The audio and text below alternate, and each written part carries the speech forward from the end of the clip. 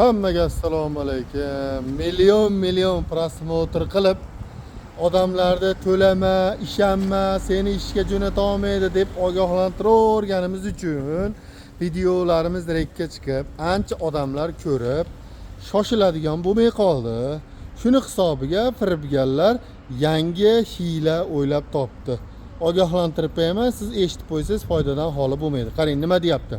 Sen ishga jo'natib yuboraman Angliya, Germaniyalarda. Sendan 1 so'm pul kerak emas deyapti. Nima qilay men hozir esa pasportingni tashlab tekshirib ko'ramiz deyapti. Pasportini tashlab tekshirib ko'rib, ha seni bemalol jo'nata olamiz ekan, o'rgandik deyapti. Xo'p, men nima qilay desa, sendan eshitma kerak emas, shunchaki bir dona hisob raqamida 1200 pound puli bor odamni garantor sifatida o'zing top. Apki biz shuni senga garantor qilib qo'yib beramiz, shun bilan kelaverasan, pul kerak emas deyapti.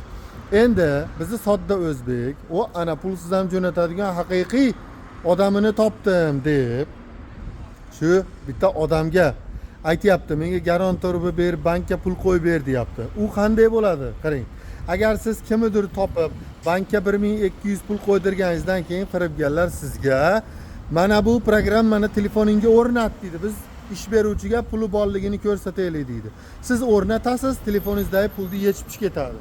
Hushyor bo'ling, ishonib qolmang. Bunaqa garantorlar bilan Angliyaga kelish yo'li yo'q. Salomat bo'lasizlar.